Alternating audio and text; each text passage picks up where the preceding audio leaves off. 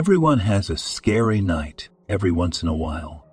After staying up too late reading scary stories, a horror movie, or even just spending the night in an unfamiliar place. You'll lay awake in bed staring into the darkness around you, zeroing in on every creak that sounds like a footstep, on every shadow that looks like a man standing in the corner of the room. Eventually you'll muster the courage to close your eyes and turn your back on that shadow. But there was a moment where you thought it might have moved. Not much, just a small flinch, but you could have sworn. I had one of those nights a few weeks ago. I had just moved into a new house and had not yet gotten used to all the creaks and bumps the old house made in the night, in addition to the new patterns of shadows that splashed across my bedroom when the lights went out. Laying in bed, trying to sleep, I heard a bump and turned over in bed to look in its direction. There in the corner of the room was an unfamiliar shadow. It looks almost as if there was someone crouching behind the armchair that rests in the corner of my room.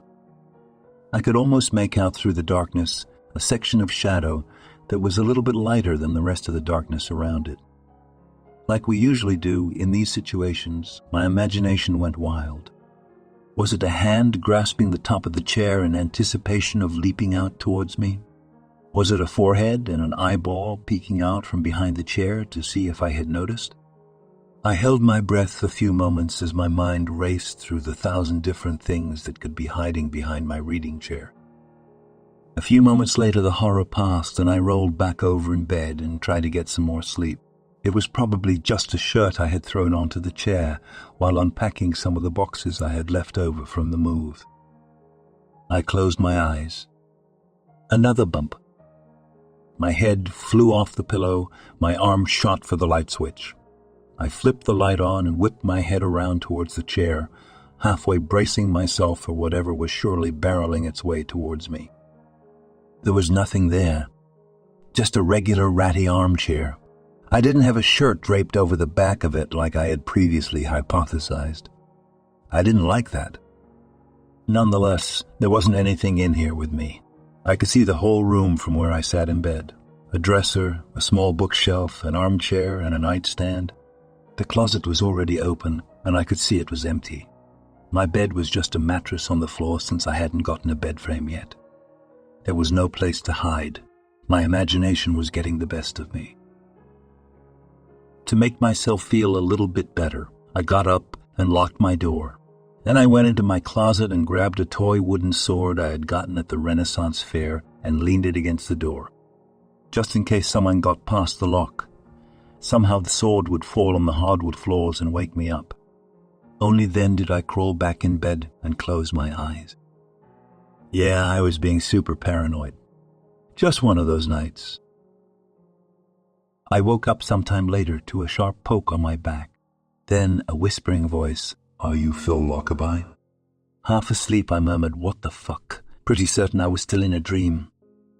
Another poke jabbed at my lower back, followed by another question, this time slightly louder. "Is your name Phil Lockerbie?"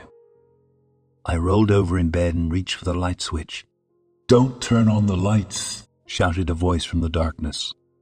Click. Standing at my bedside was a 7-foot-tall figure wrapped in a black robe. The skinless face under the black hood was bright red and dripped with blood that seemed to evaporate before it hit the ground. The hands that poked out of the sleeves of the robe were also skinless and dripped the same cherry-red blood that vanished before it made contact with the ground. It was holding my toy sword. I was too afraid to move, too afraid to speak or make any sort of sound. I was completely paralyzed with fear. Then the figure opened its mouth. "Usually people scream, so this is a nice surprise. Thanks for that. Is your name Phil Lockerbie?" I pissed myself. Oh man, the bleeding man pointed at the growing stain on my bedsheets with the wooden sword.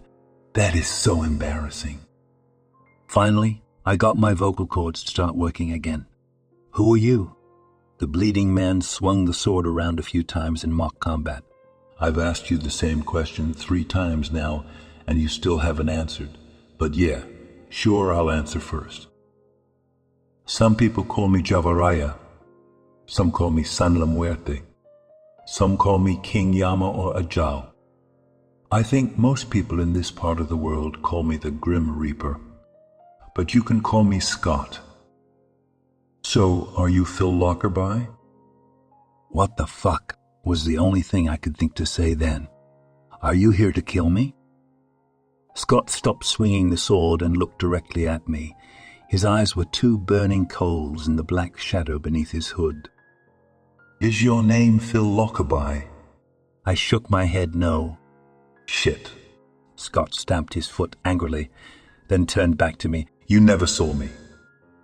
Then he disappeared through my floor, as if a trapdoor had opened up beneath him. The wooden sword clattered to the floor where he once stood. I sat in my piss-soaked bed for another 10 minutes, wondering if I was still dreaming or if I had suffered a complete mental break. Right as I was about to get up to change my pants and bedsheets, my bedroom door swung open and Scott walked right back into my bedroom, stooping to get under the doorframe. Do you know where Phil Lockerby lives? He asked me, visibly annoyed.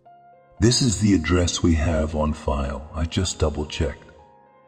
Who is we? I asked, getting a little bit more comfortable around the personification of death itself. Scott immediately walked over and picked up the wooden sword off the ground. We as in hell. He started swinging the sword around again, like a child pretending to be a Power Ranger.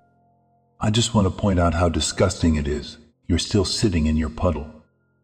Do you know where Phil Lockerby lives? I got out of bed and pulled a fresh pair of underwear out of my dresser and walked to the bathroom to change. I'm just going to splash some cold water on my face, and when I go back in there, he'll be gone, I thought to myself. 2 minutes later, with my new undies on, I walked back into my room to find Scott sitting in my armchair flipping through one of my Stephen King novels. It really is insane how much this guy gets right, I heard Scott mutter to himself. I wonder if he knows anybody. I cleared my throat to announce my presence. Scott looked up from the book and asked again, Do you know where Phil Lockerby lives? I did know. He lived across the street from me. He was the first neighbor I met when I moved in 2 days ago.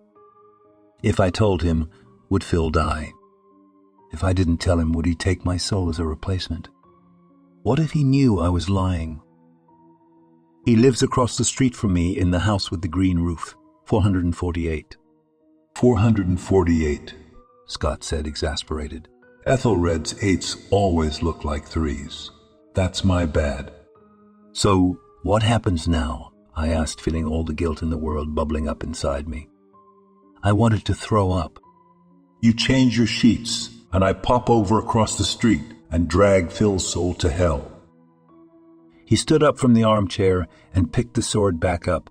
Can I keep this? Bro, no, I like that sword. Scott pointed the sword in my direction.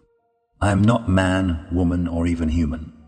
And in retaliation for you misgendering me so flippantly, I'm taking it. See you in 43 years. Again, he fell directly through my bedroom floor, this time taking my sword with him. I changed my sheets, but I didn't go back to sleep. I sat on the front porch of my house for 5 hours and watched Phil's house across the street. I heard his wife's screams at 7:43. The ambulance arrived 1 minute past 8. It was a heart attack. I guess I have 43 years left, and right now I don't know what to do with them.